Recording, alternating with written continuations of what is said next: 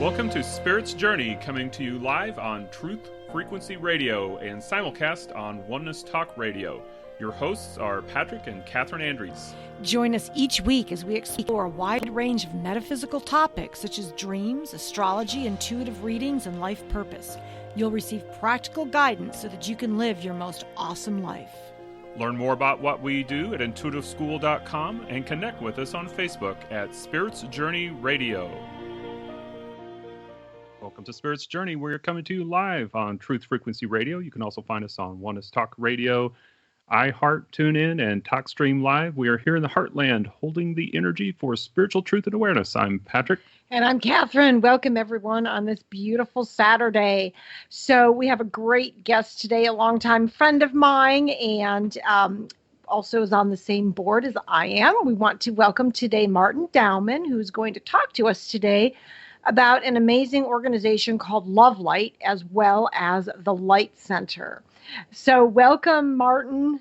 Hi, Martin. Oh, thank you. Welcome. Glad to be here. So, Martin, I wanted to start off here talking about LoveLight because I think that's such a cool project that is right here in the backyard of the Kansas City area. People may not be aware of it, and it's something that people can be part of nationally and even worldwide, because we do have people coming in from all over the world listening in as we have this conversation. So LoveLight, as I understand it, was originally created to help support children and grandmothers during the AIDS crisis. So can you talk a little bit about how LoveLight got started? Yeah, it began with Robin Goff, who is the founder of LoveLight, and she traveled to South Africa in about 2003. And her direction was that it is shortly after apartheid had ended, and was trying to figure out how to support that transition for the youth in that country. And in that process, she Africa to try to find her way into connecting in. And along with that, sort of spent several trips over trying to find organizations that are on the ground that can handle the support that was going on. And one of the processes that she did was to get connected in with Novalis Ubuntu Institute in Cape Town, South Africa, and then also a small town called Rivier Sonder End. It translates as River Without End. And this small town is about an hour and a half drive outside of Cape Town, and it's about 5,000 people that live in that town. And in both of those locations, she found a nonprofit that she could work with and connect in with. And the program that she was originally working with didn't actually at point. The funding that was planned for, or that had been planned to be given, was tied up, and there was no way that could happen. And so Robin decided, about the same time as the founder of the Rivier Sonder End Community Foundation, decided that the two of them were willing to work together regardless of what this other organization was working with, and began to be a part of the camps, and also be a part of the town and in the process of that healing that was going on at the time. And so that's sort of the very beginnings of it. And she was really there to support the circumstances of the pandemic of HIV/AIDS and poverty at the time, along with the concept that the parents sometimes had passed away due to the AIDS, and the children were really being taken care of by the grandmothers. And there was a lot of need that was having to do with the support of that. And Robin found that instead of coming in and trying to fix or help or that type of thing, she wanted to show up in a different way, which was to just be there and hold space with them, because she is a healing touch teacher at that time. She would go with healthcare workers around to the homes and would provide healing touch if the person wanted it, and found that there was a lot of connection that went well with that. That's sort of the beginnings of that process. And then over the years, they began to do youth camps, and Robin would continue to return back to the same town over and over again. And the last time I believe that she was there was just about a year and a half ago, when she was there. And it was, she's been going many times. And then in the process of that, in 2012, my wife, Kelly, and I decided that we connected in with John Jacobs at a rally, which is a youth program here in the United States, referenced as the International Youth of Unity Conference. And at that point, I had John Jacobs as my roommate during that week-long event. And there was also a youth from Rafir Sonderen that had been invited over. And after that event, we came back to the Light Center and started asking questions like, so what is it that we would do over in South Africa? I mean, what happens over there? And the descriptions of what was going to happen that year was that there was going to be a computer center that was going to be built, which basically is a very small house. They call it a Wendy house. And it's sort of think of it as a small shed type size, made out of wood, really nicely done, and then have some tables inside and some old Dell computers that would match the operating system of what they have in their schools. And their idea behind that was that the computers that they were bringing over, the ones that were in the school themselves, they rarely got to actually use. And so he wanted to make sure that the youth there had the ability to have more time on the computer, really understand how that works, because a great deal of jobs and information and learning can be done if they have the experience on computers. So, Martin, I just had a question. So I actually have been to Cape Town, South Africa. And yes, honestly, I was shocked when I got there because it looked like Europe. I was expecting, giraffes and the desert. And I was like, wait, am I in the wrong country? So could you paint a picture? I know that is not representative of all of Africa. There's many continents. Could you kind of paint a picture of what Riviersonderend looks like compared to, the cosmopolitan beauty of Cape Town? Sure. Well, let me sort of balance the two. When we arrive, we always land in Cape Town because that's the place where we basically hit the ground after a 24-hour flight. And it is absolutely it is absolutely, equivalent to any of the beautiful large cities in the U.S., anywhere, Europe as well. And that's basically where we spend a day or two, sometimes even 3 or 4, to be able to get ourselves grounded, get to know what goes on in the country. And then Riviersonderend, if you thought of it as a very small town, actually Baldwin City, Kansas, which is the nearest town to us at the Light Center, is almost exactly the same size as the Riviersonderend in South Africa. And so it's basically about 5,000 people. There is a separation between races there in that town that comes from the history of apartheid.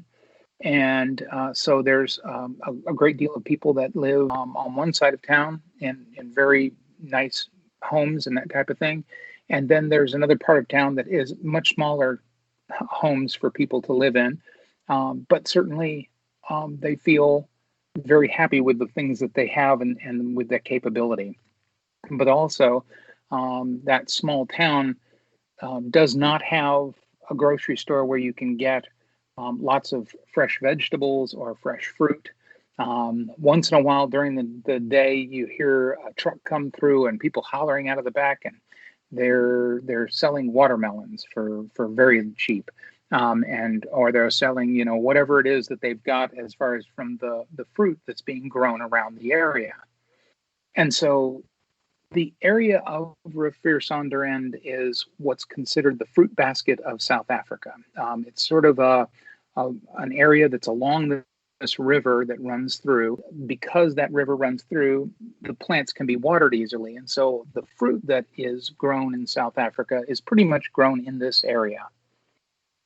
And so it's very much a rural type of a feel, although one of the major highways, the N2, runs right through the middle of town, but there's no stoplight and no stop signs. Oh, interesting. Okay, yeah, because I know Africa is such a varied place in the towns, and I didn't really get outside of Cape Town.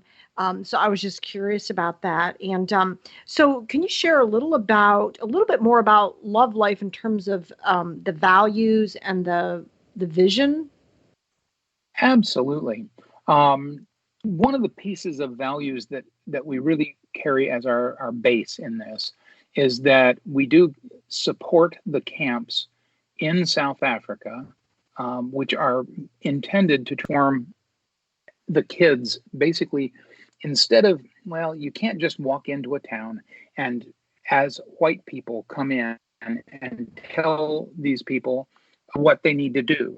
What you really need is you need to have someone on the ground who's capable of understanding the community and making the decisions. And so what we do is we go to support the Riviersonderend Community Foundation. We don't come to do the camp for them.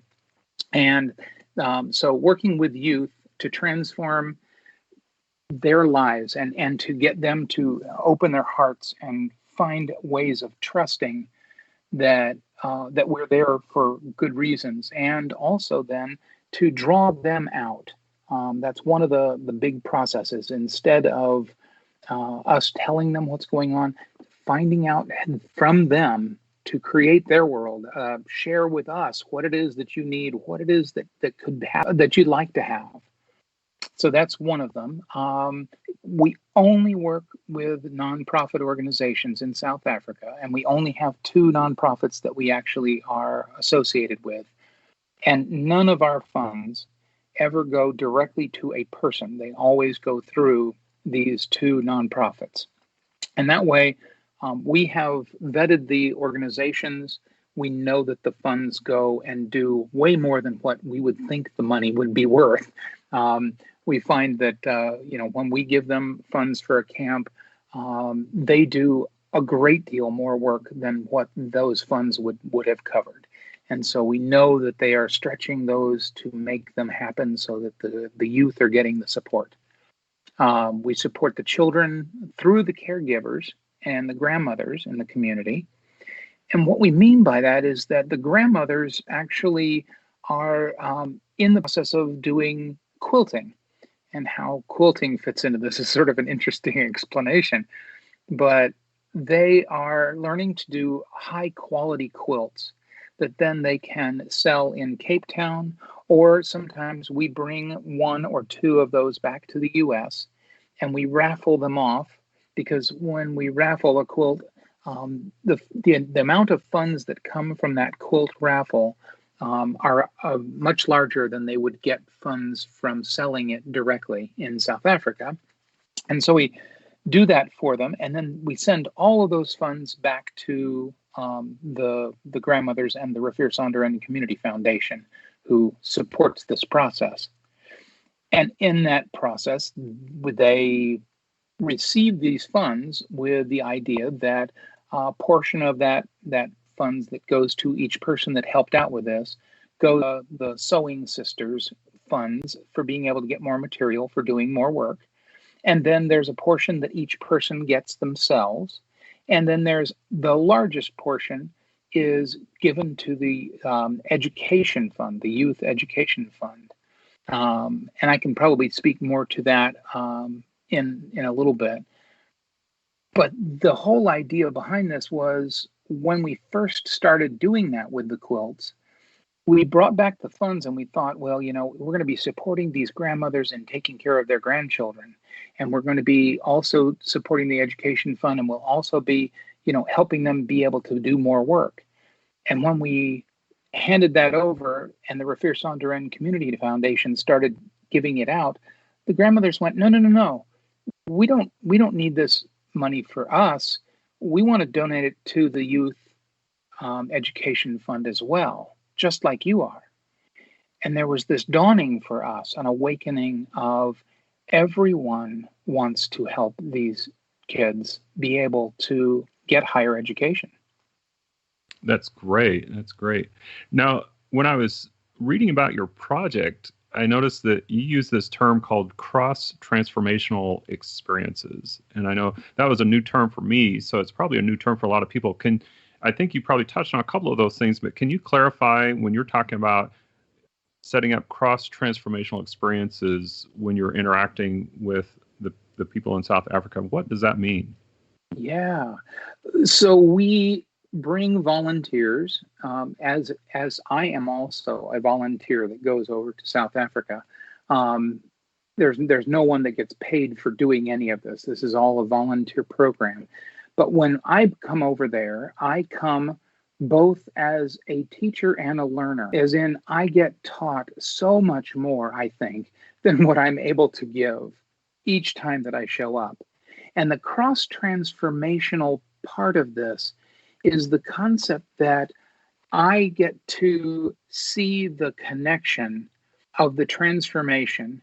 And they also, as we'll talk about in a little bit, send youth over to America for that same effect, that same experience of them coming over and that cross-transformational connection to the U.S. as well. Does that help? Definitely. So how often do you go over there? And if somebody's interested in getting involved with this project, how would they do that? Great. We do this about once a year. And this last time that we went was in September of last year. And so we'll have to see about the workout in this environment at this point. But they can contact us at our website, which is LoveLight.info. Or they can contact me directly, and I believe we can give my contact information on this. Is that correct? Absolutely. Okay, my phone number is 512-431-6090, and you can text information to me if you need to, as well as my email address, which is martin@lovelight.info.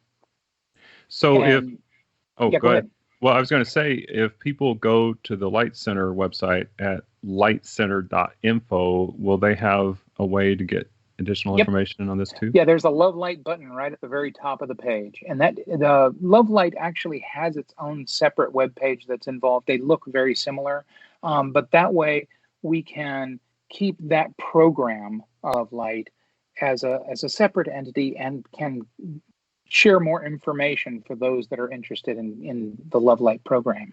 All right. So once again, that's LightCenter.info.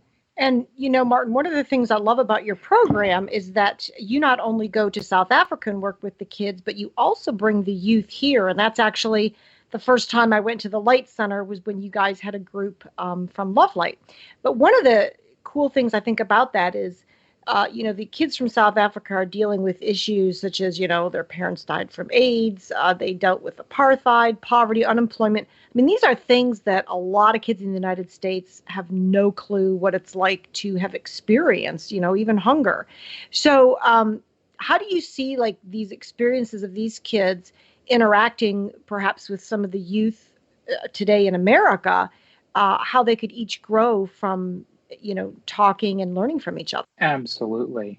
One of the first things that I noticed is that, in 2013, Robin Goff and I had this decision that we were going to invite 2 youth from Riviersonderend to come to the U.S. to go to that International Youth of Unity event.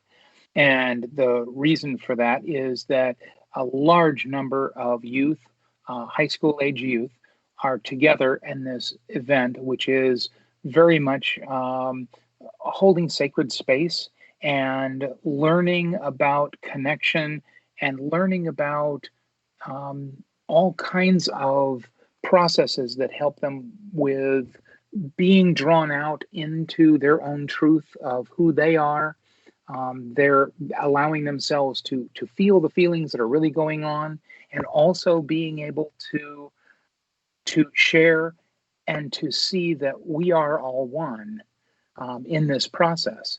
And so when they come over, I can share an amazing experience. We had one of the first ones that had come over. He was very uncomfortable because he wasn't sure that his English was clear enough. They have they have 11 different languages in South Africa, and in that process, his English may not be as good as it could be, and so he's very, very quiet in this. And each year during that time frame, the girls that are at the event choose one boy, and they have them stand up on top of a table, and then they sing to them. And this year, they chose him as being the person, and of course, feeling like wanting to just sort of disappear type of thing during the whole event. And when they invited him to stand up on top of the table, and there had to have been 50, 60, 70 girls standing around in a circle and singing to him. And there was this moment, I could see it, when all of a sudden he is looking around just absolutely amazed, because in South Africa, there would not be 60 or 70 white girls singing to a black person. This would not happen. Just absolutely. This is beyond imagination. It's just like dreams don't even happen that way. And afterwards, when we came back to the Light Center, he had opened up of, oh my, things are not the way that I thought they were. This is a whole different world from where I thought I was going to be in. And when he went home to South Africa, we came and visited then like 6 months afterwards. And when we arrived there and we got to talk with the principal of the school, the principal came to us and said, "What in the world did you do to this kid? There is a massive change. I've never seen anything like this." He went from being one of the bottom students to being straight A's on everything. And not only that, but he's been teaching the other kids how to do the same thing. And all of a sudden, all of these kids start performing at a whole different level. So do you think probably because he experienced that and realized there's something more or greater to this than just being in school? Well, yeah, I'm thinking, do you think it had something to do with the self-esteem, that all of a sudden he was like, wow, I'm not lesser than, I'm on par with these people, and it boosted the self-esteem. And he's like, wow, I'm a worthy individual. That's kind of what I'm getting from it. Who knows exactly what went on in his mind, but. Right. Yes, it could be that. And it also could be that feeling of, oh my God, I could probably be something more than just someone from a small town. I could be able to travel the world as I have just done, and that there are people out there that are not living from that experience of there has to be a separation between races. Right. Yeah. I mean, a lot of kids today in America, have no idea what it would be like to experience the apartheid South Africa had. So I think this is a great two groups to get together, and they are not scheduled to come this summer, I'm assuming, due to everything going on.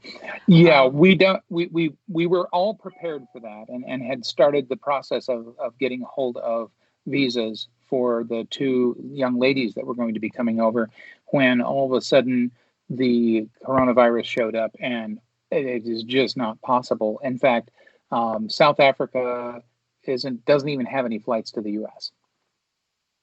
So that pretty much ended that. So we have about a minute here before the break. Are these two cities sister cities? You're referencing Riviersonderend, South Africa, and Baldwin City, Kansas? Correct. Yes. They are actually sister cities in the official way.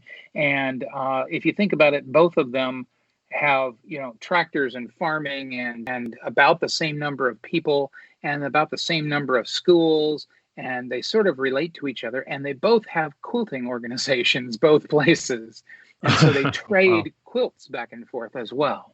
Oh, that's great. Now, that's something you wouldn't think that we would have in common with a nation over in Africa, quilting clubs kind of getting together on common ground to compare quilting patterns. That's really cool. Well, I think the more we travel, we realize that we have more commonalities than differences, really. So, well, if you are just joining us now, we're going to go on a break soon. And when we come back, we're going to talk about a little hidden gem out in the country in Kansas called the Light Center. And Martin is the spiritual co-leader of the Light Center, and we'll be talking about that.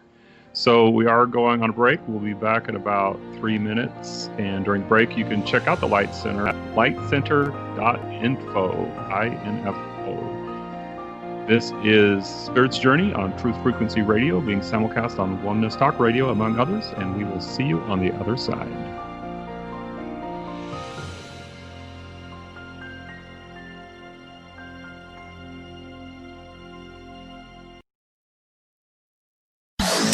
No hate, no hype, no fear. We are DFR, your protection from deception.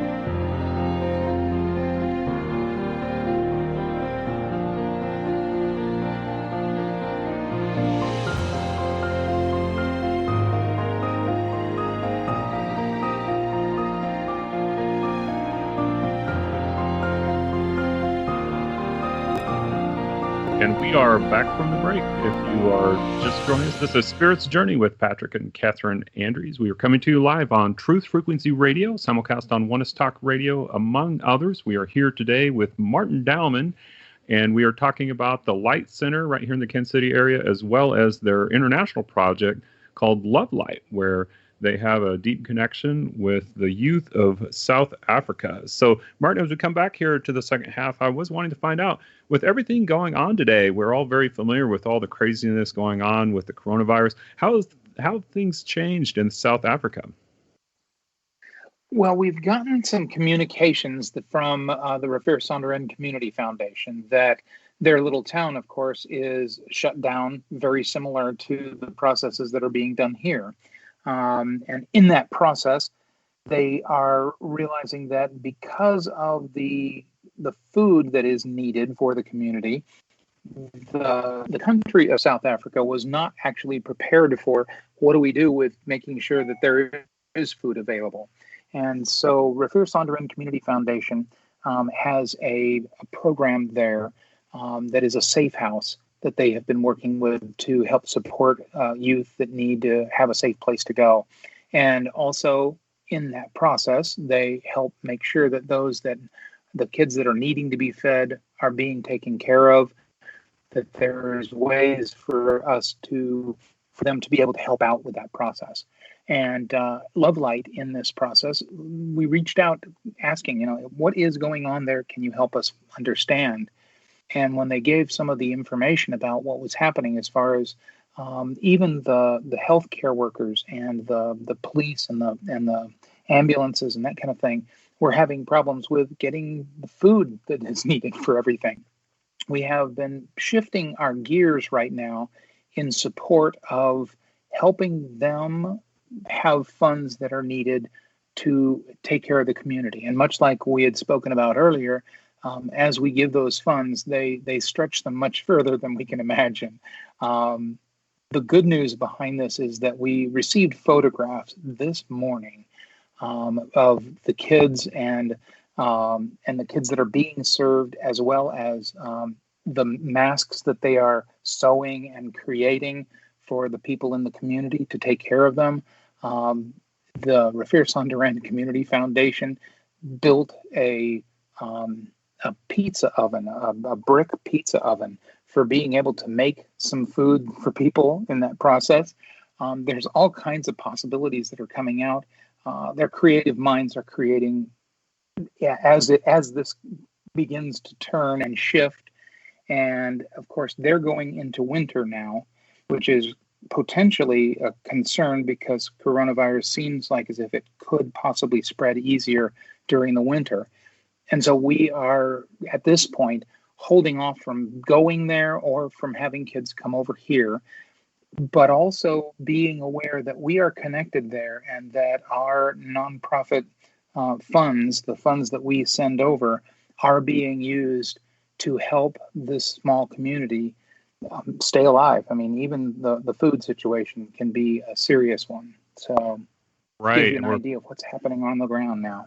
And we're finding that out even here in the United States, where you would think we have plenty, but I know a lot of areas they're organizing to make sure that the people who don't really have the resources that others have remain fed. And so that's a big deal. So if we do have the financial resources, how would someone be able to participate in that to help out there? Absolutely. By going to LightCenter.info, there's a button at the top for LoveLight, and then there's a donate button that's on that page right on the front that allows for donations to come in. 100% of the donations are then sent on in support of the Rafir Sonderen Community Foundation and the Novalis Ubuntu Institute, who also helps work with children in the townships in Cape Town. Great. Yeah, it's good to know when you donate there where the money's going, because a lot of the big companies, it's like, well, is my money really going to get there? So, so let's shift gears a little bit, Martin, and talk about the lovely place, the Light Center, where you currently are living with your wife. And of course, if you have not discovered it, it is a little gem out in Kansas, about 25 miles from Lawrence, more or less. So what is this amazing Light Center that Robin Goff created about, was it 23 years ago? 25 years now. Yeah. And the beauty behind this is we did a visioning just a matter of a couple of years ago in the processes of our arrival and moving here. And I want to read you the vision for the Light Center, because that really encapsulates the heart of what's going on.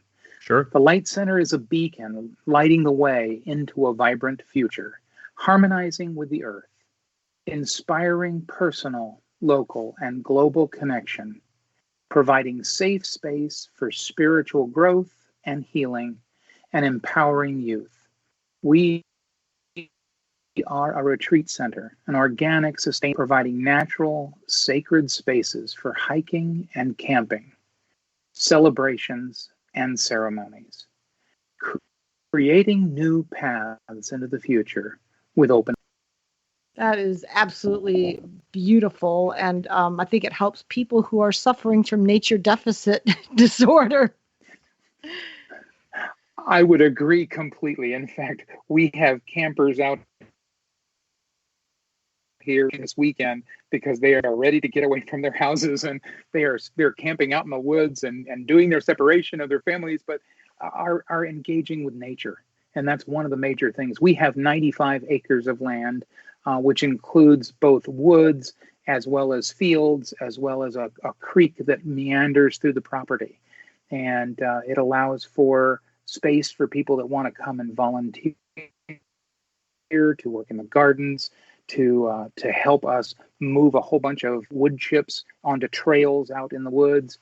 We have the ability to invite people into this space to be a part of that, creating this wonderful beacon of light that we are in. And the neat thing about the Light Center is that you have no employees. It's all volunteer run. Yes, it is all volunteer run.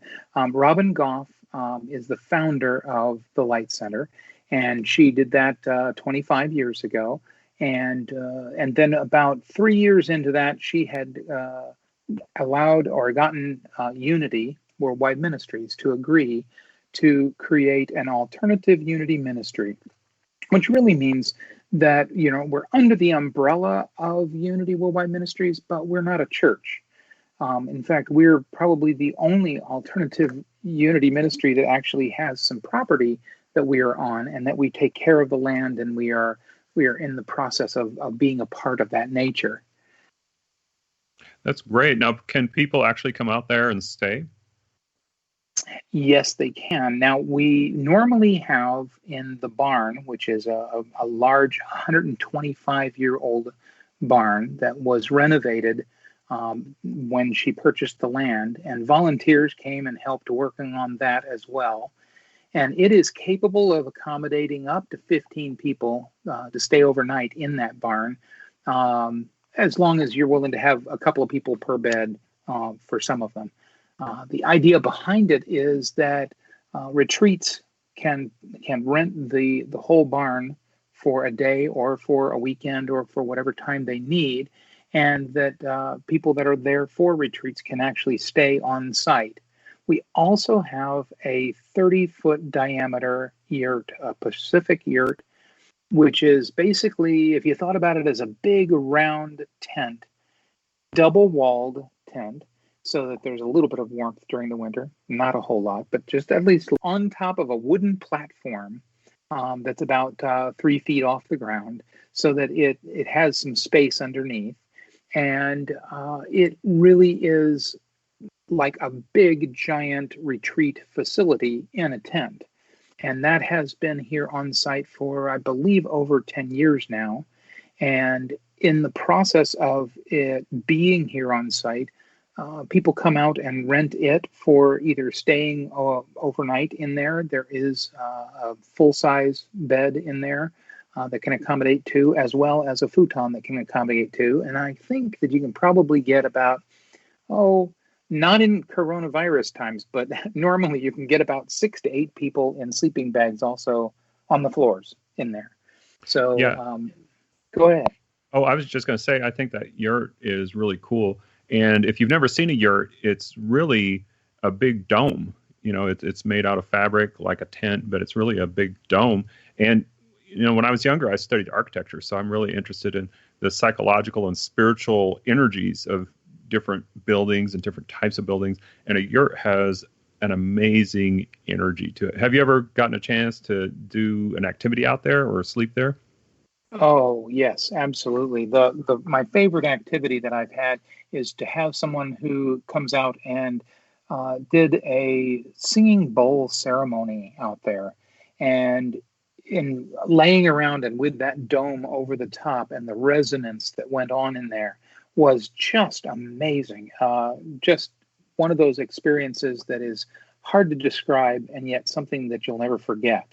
I also have stayed out there, and it is a beautiful experience. But you also have to realize you're in nature, and with that comes along with that come around at night and all kinds of things. But the nice part about it is that facility is sealed up tight enough that you feel comfortable, and yet you're right in the middle of hoot owls and foxes and all kinds of other animals going around. And so it's a neat experience of engaging and connecting with the earth and with the animals. Wow, I do singing bowl ceremonies as well with didgeridoo, and I can imagine that the acoustics of a domed structure would just be phenomenal. I actually, you know, when all this clears up, we can start having those gatherings. You need to remind me so we can go out and try something like that. That would be awesome. That would be wonderful. Yes, that is the perfect situation for that. Well, Absolutely. and that's really what drew me to the Light Center in the beginning. Was somebody said, "Hey, did you hear they do like personal development classes?" Which, of course, is our area.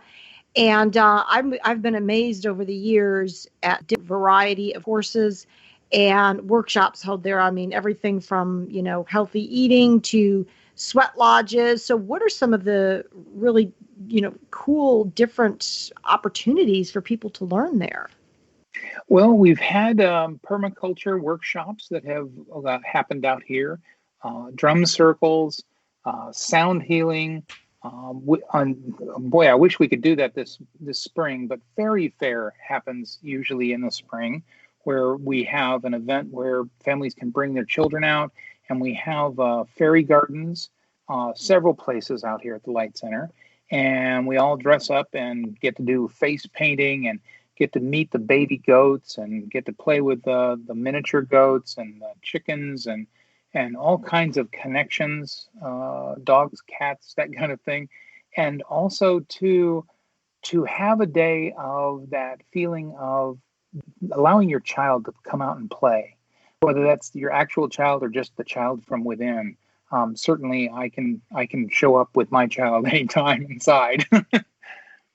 Yeah. So I wanted to do a little follow-up question here because you talked about permaculture, and I know you do organic and sustainable farming. So you can talk a little bit about that because a lot of people may not know what permaculture is, what that is and why that's important.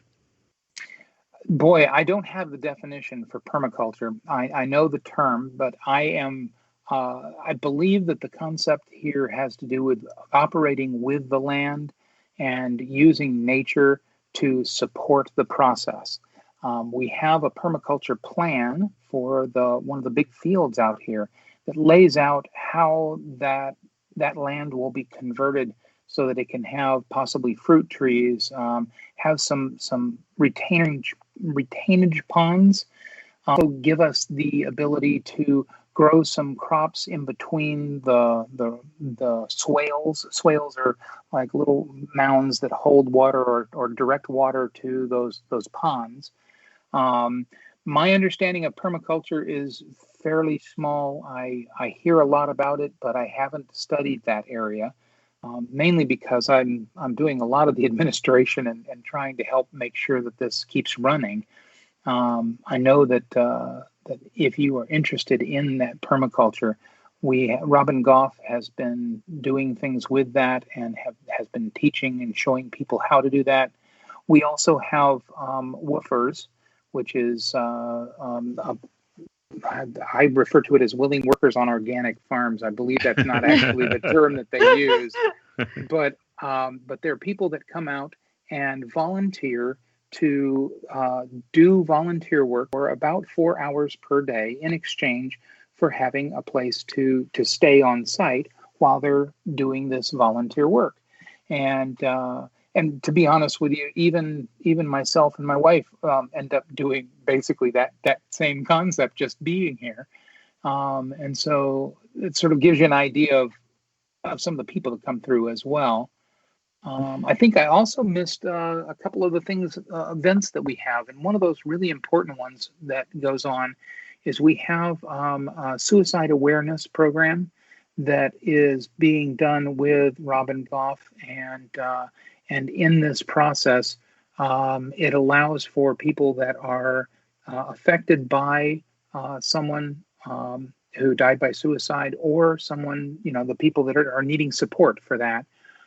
Those programs go on about between 2 and 3 times a year out here. We also ritual ceremonies, especially on new and full moons. And then we also have grief retreats, community exchange system that goes on, and volunteer work days. So that sort of throws out some ideas of other things that happen here. Great. So I wanted to give a quick shout out if anybody's interested in permaculture and sustainable farming, because we saw this great documentary, I believe it's called The Biggest Little Farm, and it's a great documentary about this farm that they were converting actually from commercial to organic and sustainable practices. It took them about 7 years to convert the land, but it was an amazing documentary. You can look that up, Biggest Little Farm, if you want to find out more about that. So I saw this great project the last time that at least I had some contact with the youth from South Africa, and they were out at the Light Center. They were put an amazing table, which is actually still there. They were taking these little pieces of glass and putting them into the tabletop. So when the youth of South Africa come out there to visit the Light Center, what are some other things that they get to do also? Well, one of the things that happens is that a couple of the youth from America who are in these retreats that they go to will come out to the Light Center along with the youth from South Africa, and they create the material for the camp that's going to be coming up over in South Africa that next year. And one of the things that we do for them is that we just sort of provide all of the logistics and the things that they need for that. But the youth from South Africa, supported by the kids from America, are creating all the material that is going to happen for an entire weekend-long event with multiple talks and multiple small group gatherings and multiple events that go on within this. And that way, when they go back to South Africa to do their program, their camp, these youth from their small town are the ones that are actually leading. It is not adults from some other country or adults even from South Africa who are trying to make this happen, but the youth are actually creating the material and performing all that is being done. And we basically supply, paint and t-shirts and stuff that they might need to support them, but they are doing all of the creation. That is great. That's such a great leadership opportunity. Well, and Yes. you know, Martin, one of the things that I've experienced at the Light Center, which I think a lot of other people have, is when we get in touch with nature, it just automatically, at least for me, has brought me in touch with, you know, my inner self, my basic instincts. And I think that's so important because I think what's happening today is, you know, especially in the Western world, we're getting so caught up in the conscious mind, whether it's the media, the news, and we lose that connection to basic practical, you know, practicality, basic instincts, which is so important for guiding us. You know, that inner self is the compass. So how do you feel, you know, the Light Center helps people get in touch with that inner compass for direction? Oh, there is, as you probably have experienced, when you come out to the Light Center, there is a vibrational energy that is here that is a different pace from what you would experience in the city. And there is a vibration here that is clearly supporting all of the healing that you can imagine. And one of the experiences that several people have shared is that they feel that connection of vortex, connection with the energy of healing and changing and processing, and especially in this time right now with the coronavirus, this is one of the things that people are contacting us about and asking. You know, I'm looking for a space that feels safe, that is going to help heal and slow me down and be able to just be, as opposed to worrying about the other things that are going on. And nature, of course, is one of those natural healers for that process. Not only the fact that there have been literally thousands and thousands of people that have been out here sort of putting their heart, putting their spirit, putting their divineness into this experience that is still here to be felt when people arrive. Reminds me of a title of a talk I just heard called "Slow is the New Fast." Yeah, I definitely would agree with that. Now, Kathryn mentioned nature deficit disorder a little earlier, which is a term that is gaining some traction around this country. And it really refers to the fact that we spend so much time on electronics now at work, and then we come home, and now we carry something that is more powerful than laptop computers used to be just about 10 years ago. Now that same power is just right in our pocket and easily available all day long. And I'm curious, like, did you find in South Africa that as you've been going year after year, the community there is kind of getting sucked into this same kind of technological mind days that we are in this country, or are they still pretty much in contact with nature?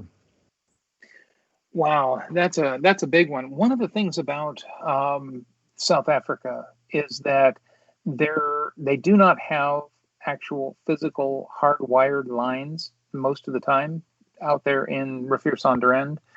It really is by cell phone is the only real good way of being able to communicate. I've seen only one time that we were able to get a Wi-Fi type signal out there, and that's only in one location. So everybody really carries their cell phone just like we all do in the form of communication. And no, I think that the youth are probably sucked into that probably more than the adults are.